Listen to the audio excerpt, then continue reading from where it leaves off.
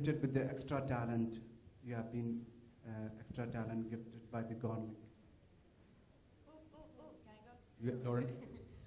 I don't know about gifted with extra talent. I wouldn't ever say that about myself. You broke down the technicalities of being a dancer, and can I use your shoulder to demonstrate? You know ballerinas? They have to have their feet completely turned out and stuff. I can't do some of these things. I have no turnout. I'm here. So when people say, Lauren, you're so flexible, I'm like, I am not flexible. I can get my leg up here if I want because I have power and I have heart. And that, I think, was my strength, and that was my talent that I found after my very first performance, actually. I just realized that this is what I was going to do the rest of my life. So I was actually 8 years old, but it was more heart than it was like, oh, I'm gifted. Yeah, good afternoon to all of you here, right here. This is Vijay Shankar. I was just speaking for myself, not you. I'm sorry, I thought it was over. I think for me it was at a very, very young age. I think at that age you don't realize it yourself. It's for someone elder to you and someone musical to tell you that you have something in you. And for me it was my father. And I think I was 2.5 or 3 years old when one of the best drummers of our country, Mr. Ranjit Barot, and my dad used to work a lot. And he used to come over and he used to recite these rhythmic patterns to me, and I used to exactly recite them exactly back in time, however complicated they were. And my dad always, told me that, you have a sense of rhythm, a sense of musicality in you. And I think when I was 3 years old, I first time recorded for my dad's album, Breathless. And the song started with my voice reciting a rhythmic pattern. And I think since then, there was no looking back for me in music. Whether it was training in vocals or composing or learning an instrument, I think that was just the beginning at a very young age. And I think it's very, very important that you start young, because then your growth has a lot of time and you get to learn so much more at that age. I think you absorb a lot at that age. Well, it's very interesting because he has gone through exactly or something similar to what I went through. I was 4 years old and I was put to bed, I was sleeping, and I heard a piece of harmonica, Hai Apna Dil To Avara. My dad was playing to my mother, and I crawled out of bed, and I asked him for the harmonica. Now, harmonica is an instrument which you cannot teach. It's impossible to teach the instrument because the entire thing is in your mouth. Like a keyboard, you can say, okay, play this. A guitar, you can say, okay, play that. Saxophone, various instruments. And harmonica is something that you have to know rhythm and pitch to be able to play that instrument. That's why it's encouraged that youngsters who have with that, because you gauge very quickly whether it's possible, you're understanding pitch or not. At that time, there used to be chitrahar. So I used to hear a song, play it back, hear a song, play it back, hear a song, play it back, just randomly without knowing. So then I suddenly became the kid who parents used to push ahead parties mein. I'm sure. I think we all got that. Yeah, that beta used to push me behind. Beta kuch bajao. And that was the time we used to run away and hide somewhere in the.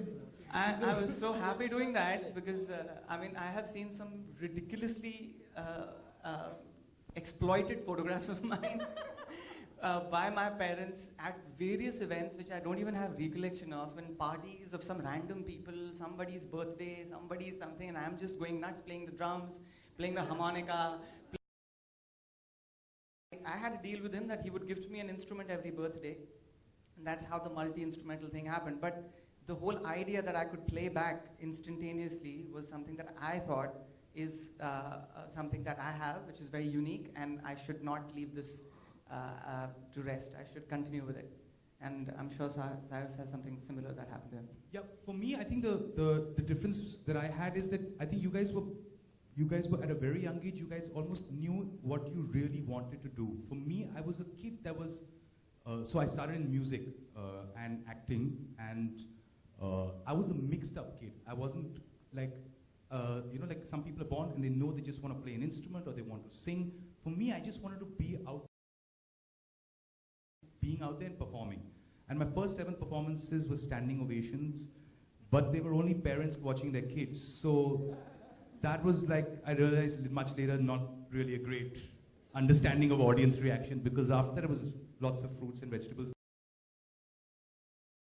It emotionally opened me up, and I was petrified of the world. And then I started realizing that the audience members are nice people and they want to like you. And so emotionally it helped me understand life a lot better, and that part of the performance aspect is what I think really helped me. And at this age group that we are dealing with, it's not even about, for me at least, it's more about becoming more of who you are, or opening up, or just doing it for the love of it. I'm really not even worried about like if they're bad at it or good at it, because that's for all of us, right? We all have our good and bad days, but just becoming a better version or more interesting version of who you are. You're gonna cry. And if you give me 50 rupees, I'll make it emotional. No, but I think that's what it is. It's really, for me, it was that. And then it just went on and on and on. And then I saw Raghav play and I stopped singing. I was just like, that's not gonna work out. Yeah, good afternoon. Vijay Shankar here. I'm from the media and an artist as well. Well, I suppose I was a little late, so I'm sorry for this question, which must have been answered.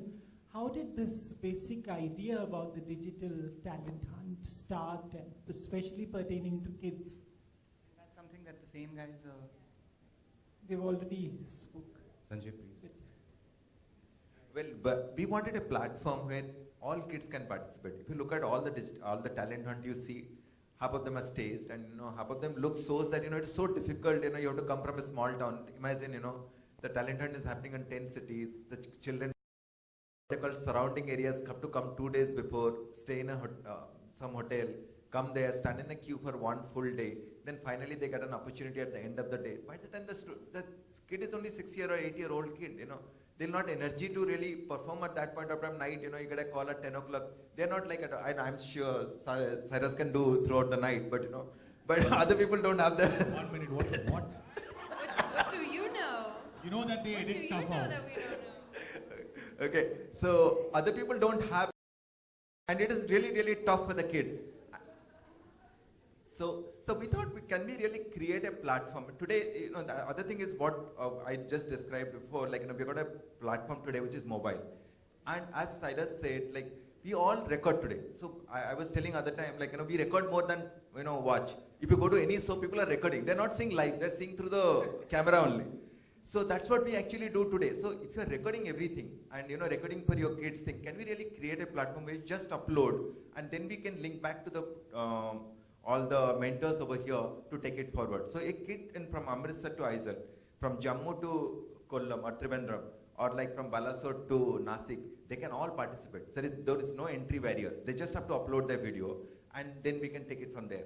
So this is a great democratic opportunity for anyone to really do it. It can only happen through digital, and thanks to mobile today, and thanks to a platform like Fame, which makes it possible today.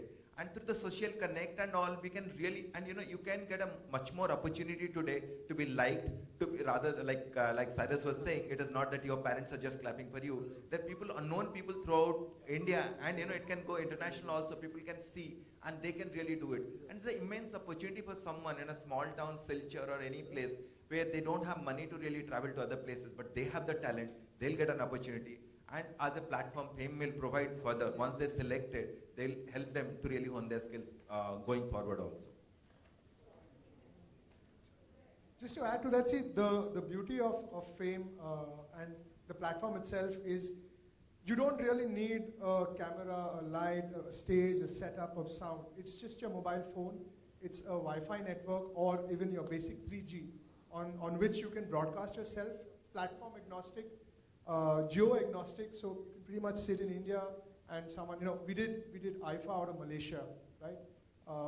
There are various instances that we've picked up on use cases where we've gone global, we've gone Thailand, we've gone Indonesia, and the offtake is so high because the ease of the entire transaction, it's a few clicks, and in an era where we are all doing selfies, like it's Snapchat and selfies all the time, the ease of going live, the ease of broadcasting oneself is what empowers parents who are doing that any which ways, like Sanjay mentioned. They're shooting their kids all the time. Now, and like he mentioned, on traditional talent hunts, you're expected to queue in, practice, there's a judge, etc. the kids can get intimidated. But something like this is happening out of their bedrooms, their area of comfort, their play areas. So that kind of brings out the best in the kids as well.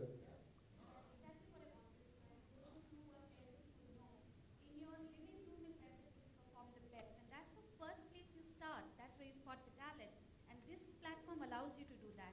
Another thing that I'd like to add is, this is one of those platforms where the parent along with the mentor, so it's, it actually doesn't alienate the parent, it just brings them together, lets them Yeah, Cyrus, your most memorable experience